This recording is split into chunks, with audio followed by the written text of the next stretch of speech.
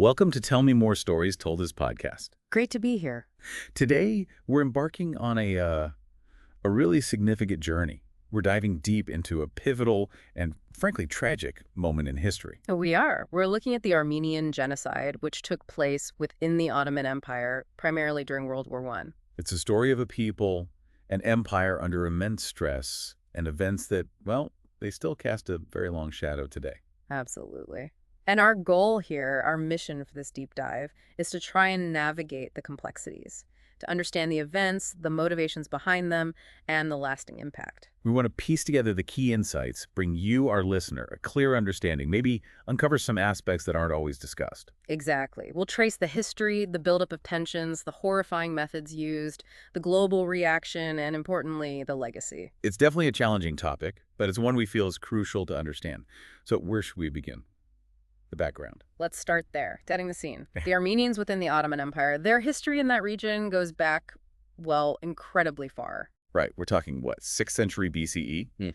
Way before the Seljuk Turks arrived in Anatolia. Precisely. And a defining moment for their identity was adopting Christianity back in the 4th century CE. That became incredibly central. So a distinct religious and cultural group within this large multi-ethnic Ottoman Empire. Yes. And the empire had this system, the millet system, for managing non-Muslim groups, the dhimmis. Which gave them a certain status, Yeah. right? Subordinate, but with some level of community autonomy and protection, at least on paper. On paper, yes, that's the key. By 1914, on the eve of World War I, there were around 2 million Armenians living within Ottoman borders. 2 million. Mostly concentrated in Anatolia, the eastern provinces. That's right. Many were farmers, peasants, but they were also quite prominent in commerce, trade, sometimes described as a middleman minority. Which could sometimes lead to resentment, I imagine, despite their economic contributions. It could, and here's an interesting fact. There was a time they were actually known as the loyal millet, the millet isadika. The loyal millet. Wow. Yeah. That's quite a contrast to what happened later. What caused that perception to shift so drastically? Well, it wasn't always a smooth existence, even before the major troubles. By the 19th century, conditions for Armenians, especially in the eastern provinces, were often quite harsh. How so? They faced things like semi-feudal conditions, demands for unpaid labor, illegal taxes levied by local Kurdish chieftains, land disputes. It was precarious. So this idea of protection under the millet system wasn't always panning out in reality. Not consistently, especially in the more remote areas, far from central control, and Ottoman attempts at reform aimed at centralization and equality. They often stalled. What was that? Resistance. Resistance from conservative elements, yeah, like some Islamic clergy and local Muslim notables who saw reforms as a threat to their own status. Plus, implementation was just weak. And land. Land seems to become a real flashpoint. Hugely important. From the mid-19th century onwards, you see increasing usurpation of Armenian lands. Driven by what? A couple of things, mainly. You had Kurdish tribes becoming more settled, needing land. And you also had waves of Muslim refugees arriving Circassians, others fleeing conflicts in the Caucasus and the Balkans, needing places to live. And the Ottoman state, under Sultan Abdulhamid II, actually encouraged this. Yes. From the 1870s onwards, there was a state policy, especially under Abdulhamid, of confiscating Armenian land and giving it to these Muslim immigrants. Sort of reshaping the demographics. Exactly, and asserting control. Unsurprisingly, this led to many Armenians emigrating. It also fueled the rise of Armenian political parties like the ARF, the Dashnaks, founded in 1890. What were their initial aims? Revolution. Initially, mostly reform. They wanted better conditions, security, political rights within the empire, though some factions were more radical. And the wider world started noticing the Armenian question. Yes, particularly after the Russo-Turkish War. The 1878 Congress of Berlin put it on the international agenda. The great powers pushed the Ottomans for reforms for the Armenians. But did they follow through? Was there enforcement? That was the problem. Lots of diplomatic pressure, but no real teeth to enforce the promised reforms. And things actually got worse under Abdulhamid. How so? In 1891, he created these irregular cavalry units, the Hamidi regiments, mostly recruited from Kurdish tribes. And they were used against the Armenians? Yes, they operated with near impunity. This led directly into the widespread massacres of 1894 to 1896. The Hamidian massacres. Horrific. Truly horrific. Estimates are at least 100,000 Armenians killed, maybe many more. Villages destroyed, forced conversions. The state was ultimately responsible, even if carried out by these regiments and mobs. A chilling foreshadowing. Okay, let's move forward a bit. The Young Turk Revolution in 1908. That must have seemed like a moment of hope. Oh, absolutely. Initially, there was huge optimism. The Young Turks, the Committee of Union and Progress, CUP, promised to restore the 1876 Constitution, equality, brotherhood. They overthrew Abdulhamid II. Yeah. And the Armenians, like the ARF, they even allied with the CUP at first, didn't they? They did. They saw it as the best chance for achieving their goals within a reformed Ottoman state. When the CUP came to power in 1908, it was celebrated by Armenians, Greeks, Turks, everyone. But that hope, it didn't last long. Did the fundamental problems like land confiscation get addressed? Largely, no. That's a key point. The CUP government didn't reverse the land seizures, and then, just a year later, in 1909. The Adana massacres. Yes, around 20,000 to 25,000 people killed, mostly Armenians. This time, it wasn't directly ordered from the top like the Hamidian massacres, but instigated by local officials, reactionaries, even some local CUP members who felt threatened by the Armenians' perceived assertiveness after the revolution. Unbelievable. Even after that, the ARF still tried to work with the CUP. They did, remarkably, until about 1912. They still clung to the hope that reforms were possible, that Adana was maybe an aberration, not central policy. It shows how desperate they were for a peaceful solution, and international pressure continued. There was another push for reforms in 1914, brokered by the European powers involving European inspectors. The CUP reluctantly agreed. But World War I intervened. Exactly. The reforms were never implemented. And ironically, the CUP later cited this foreign interference as a justification for why they needed to deal with the Armenians definitively during the war. Wow. Okay, and then the Balkan Wars, 1912, 1913. How did they impact the situation? Massively. The Ottomans lost almost all their European territory. Huge numbers of Muslim refugees poured into Anatolia, traumatized, resentful. And that fueled anti-Christian sentiment. Dramatically. The idea of Ottomanism, of a multi-ethnic empire, really died then. The CUP shifted hard towards a more radical, exclusive Turkish nationalism. Seeing the remaining non-Muslim populations, especially Armenians and Greeks in strategic areas, as potential threats. Fifth columns. Precisely. They started talking about them as internal tumors that needed removing. The fear was that the Armenians, with their homeland in the east, might try to break away like the Balkan nations had. And the CUP consolidated power. Yes. Through a coup in 1913, they established basically a one-party dictatorship. They cracked down on opposition and started actively trying to change the demographics. Resettling Balkan refugees in Armenian and Greek areas, pushing Christians out. Exactly. We even see deportations and intimidation against Greeks in Western Anatolia in 1914, which some historians see as a kind of trial run for the later, larger-scale Armenian deportations. It really sets a grim stage for the outbreak of World War I. It does. The mindset was shifting towards radical solutions. So August 1914, the Ottoman Empire allies with Germany. How does this decision and the war itself trigger the genocide? Well, the CUP saw the war as both a danger and an opportunity. A danger because of potential ally attacks and internal dissent, but an opportunity to solve the Armenian question once and for all under the cover of war. Did they try to get the Armenians on side against Russia? They did. CUP emissaries approached the ARF, asking them to incite Russian Armenians against the Tsar. And the ARF refused. Yes. They took the position that Armenians should fight loyally for whichever empire they were citizens of. A principled, but ultimately for Ottoman Armenians, a very dangerous stance in the eyes of the CUP. And the Ottoman government formed that paramilitary group, the Special Organization, Teşkilat-ı Mahsusa. Right. Formed even before they officially entered the war in October 1914. It was initially meant for sabotage and inciting revolt behind enemy lines, but it quickly became a key instrument in the genocide, often staffed by convicts released for the purpose. Grim. And once the war started, conditions worsened for Armenians. Immediately. Wartime requisitions hit them and Greeks disproportionately hard. Armenian soldiers were initially conscripted. But then disarmed. Yes, starting around February 1915. They were disarmed, moved into labor battalions, and then systematically killed. This removed potential resistance. A deliberate strategy. Clearly. And even during the initial Ottoman invasion into Russian and Persian territory, the Special Organization was already massacring local Armenians and other Christians, like Assyrians. So the violence predates the official start date, often cited. It does. And provincial governors were already calling for harsher measures against Armenians across the board. Then came the disastrous defeat at Sarıkamış. Winter 1914-15. A huge Ottoman loss against the Russians. Catastrophic. And Enver Pasha, the minister of war who led the campaign, needed a scapegoat. He publicly blamed Armenian treachery. Even though it was largely his own poor planning. Yes. But the narrative stuck. Any isolated incident of Armenian self-defense, finding hidden weapons, was blown up into proof of a massive empire-wide conspiracy.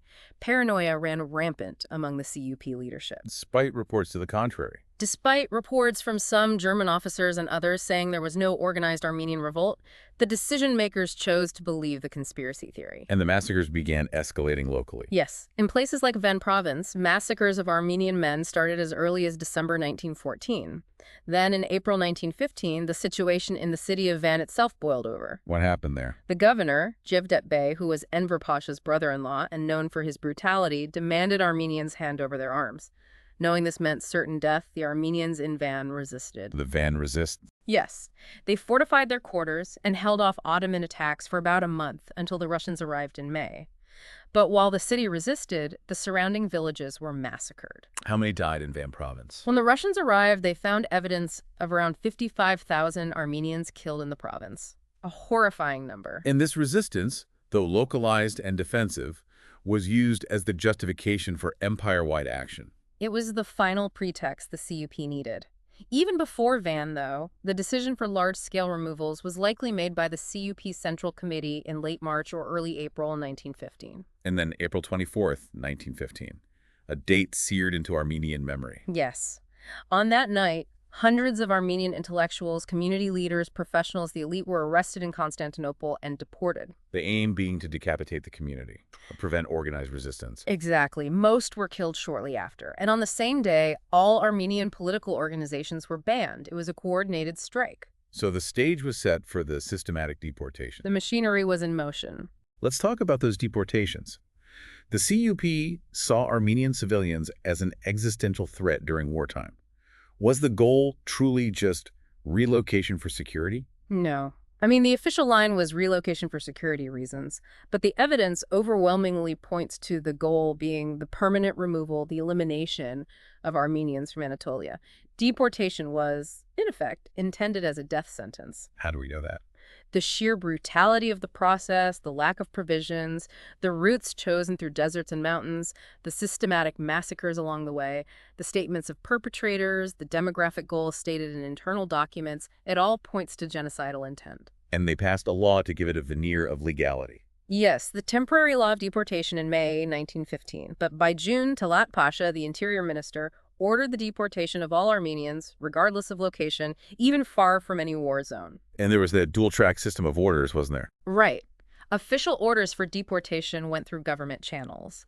But the orders for annihilation, the actual killing, often went through secret CUP party channels, sometimes verbally, to avoid leaving a paper trail. So what did these deportations, these death marches actually look like? It's almost impossible to fathom the horror.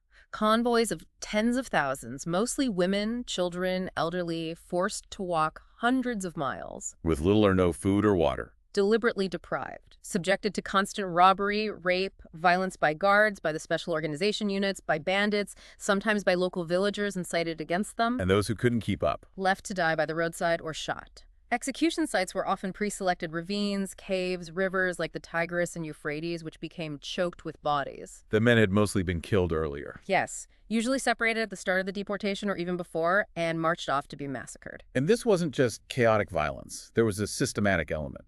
Absolutely. The state orchestrated it. There was also the policy of forced Islamization. Tell us about that. It's estimated maybe 100,000 to 200,000 Armenians, mostly women and children, were forcibly converted to Islam to save their lives, or their children's lives. Women forced into marriage, children taken, put in orphanages to be Turkified. Yes, it was a systematic attempt to erase Armenian identity. Children were sometimes given up by desperate parents hoping they might survive that way. State orphanages aimed specifically at raising them as Muslims, stripping them of their language and heritage. And the confiscation of property, that was also Oh, systematic. definitely. It was a major secondary motivation. The abandoned properties laws were passed to legalize the seizure of everything Armenians left behind: homes, farms, businesses, bank accounts. The goal being to enrich Turks and Muslims, create a new Turkish middle class. Yes, and to fund the deportations themselves and the resettlement of Muslim refugees in Armenian properties. It aimed to destroy the Armenian economic presence completely. And erase their cultural presence, too. Churches, schools. Destroyed, converted into mosques, used for other purposes. Place names changed. A deliberate cultural erasure alongside the physical annihilation. If you're finding this deep dive valuable, just a quick reminder to hit that subscribe button on Tell Me More Stories Told as podcast so you don't miss our future explorations. Please do. So, these terrible marches, where were the survivors ultimately sent? The main destinations were concentration camps set up in the Syrian Desert. Places like Deir ez-Zor, Ras al-Ain, Meskin. But these weren't refugee camps in any normal sense. Not at all. They were designed for death. Open-air camps in barren areas. People were deliberately starved, denied water, subjected to disease outbreaks. Typhus was rampant. And the abuse continued. Constantly. Rape was systematic. Survivors were often moved from camp to camp, further weakening them until the final massacres at places like Deir ez-Zor, where hundreds of thousands perished. What was the world saying while this was happening? Was anyone trying to stop it? There was awareness. The Allied powers, Britain, France, Russia, issued a joint declaration in May 1915 condemning the massacres as crimes against humanity and civilization, a landmark moment in international law, actually. Crimes against humanity. Did that declaration have any effect? Not really in stopping the genocide. The Ottoman government dismissed it as propaganda. Western newspapers were filled with reports from missionaries, diplomats like U.S. Ambassador Morgenthau, journalists. There were eyewitness accounts. So the facts were getting out. Yes, the scale of the atrocities was becoming known. But the Ottomans' main ally, Germany, did very little. They knew what was happening. Their own consular officials sent detailed reports, but strategic interests took precedence. They didn't intervene forcefully. Were there any relief efforts? Yes, significant efforts, especially from the United States. Organizations like Near East Relief raised huge sums of money and provided aid to survivors, refugees who managed to escape to the Caucasus or the Middle East. They saved countless lives after the main killing phase. So the state-sponsored killing mostly ended by, say, early 1917, but the aftermath was devastating. Utterly. Estimates of the dead vary, but most scholars agree it's somewhere between, let's say, 800,000 and 1.5 million Armenians perish. An unimaginable loss. What happened to the survivors? Many ended up as refugees. The short-lived First Republic of Armenia was declared in May 1918, but it was overwhelmed. There were also efforts to rescue Armenian women and children who'd been forcibly Islamized or taken into Muslim households, a very difficult and painful process. Did anyone face justice immediately after the war? The post-war Ottoman government, under Allied pressure, did hold some trials. Several key CUP leaders like Talat Pasha, Enver Pasha, Jamal Pasha were sentenced to death in absentia. They had already fled the country. And Talat, the main architect, was assassinated. Yes, in Berlin in 1921 by an Armenian survivor, Soghomon Tehlirian. His trial was sensational. He admitted the killing but argued it was justified. The German jury acquitted him. Wow. But ultimately, the rise of the Turkish nationalist movement under Mustafa Kemal Ataturk, that prevented any real reckoning within Turkey. Yes. The Turkish War of Independence was fought, in part, to resist the Allied partition of Anatolia and the potential return of Armenian survivors or creation of an Armenian state there. Many former CUP members were involved in the nationalist movement. And there were further massacres during that period, too. Tragically, yes. In 1920, Turkish nationalist forces invaded the Armenian Republic, killing tens of thousands more in the Caucasus. And the Republic of Turkey, founded in 1923, essentially drew a line under it. It granted amnesty to those implicated in the wartime crimes. The narrative shifted to one of national survival against external enemies and internal traitors. The genocide was effectively erased from official Turkish history. So where did the surviving Armenians end up? Scattered across the globe. A large diaspora was formed in Soviet Armenia, the Middle East, Syria, Lebanon, Iraq, France, the U.S., South America, and a small community remained in Istanbul. Let's talk about the legacy. This event, it clearly had a huge impact beyond just the Armenian people. Immense. It became a kind of dark archetype of modern, state-organized mass murder, even before the Holocaust. And the connection to the Holocaust. Some historians argue the Nazis took inspiration. That's a debated point. But there's evidence Hitler was aware of the Armenian case and the lack of consequences for the perpetrators. He reportedly made a remark about who, after all, speaks today of the annihilation of the Armenians when planning the invasion of Poland. It suggests a belief that such crimes could be committed with impunity. Chilling. And the legacy today is still dominated by the issue of denial, isn't it? It is. Turkey continues to officially deny that the events constituted genocide, framing them as tragic but necessary wartime measures or mutual intercommunal violence. And discussing it within Turkey can still be very difficult. It remains highly sensitive, though there have been periods of more open discussion.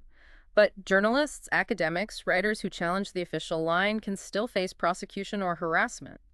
Article 301 of the Turkish Penal Code about insulting Turkishness has been used against those who speak about the genocide. But internationally, recognition has grown. Significantly. As of now, over 30 countries, including major nations like the US, France, Germany, Canada, Russia, and the Pope, plus numerous international bodies, have formally recognized the events as genocide. And April 24th is commemorated worldwide. As Armenian Genocide Remembrance Day, marking the date of the Constantinople arrests in 1915. The story has also been told through art and literature, hasn't it? Yes, powerfully. Franz Werfel's novel, The 40 Days of Musa Dağ, was hugely influential. There have been films, memoirs, poems, keeping the memory alive. And the term genocide itself. Coined by Raphael Lemkin, a Polish Jewish lawyer who was deeply affected by learning about the Armenian massacres as well as the Holocaust. He saw the need for a specific legal term for the crime of destroying a national, ethnic, racial, or religious group. So the Armenian experience was fundamental to the very concept of genocide. Absolutely. And despite the official denial, the historical evidence is overwhelming. Archives around the world, Ottoman, German, Austrian, American, British, French, Russian, plus survivor testimonies, missionary reports.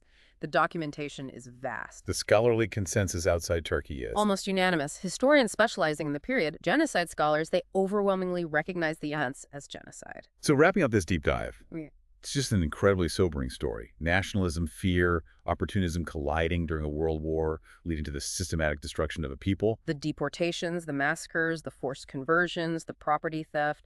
It's a chilling picture of state-organized violence on a massive scale. And the echoes are still felt so strongly today in the politics of recognition, in the identity of the Armenian diaspora, in the ongoing quest for justice. Understanding this history really is vital for understanding broader themes: identity, conflict, memory, and the dangers of dehumanization that sadly remain relevant in our world.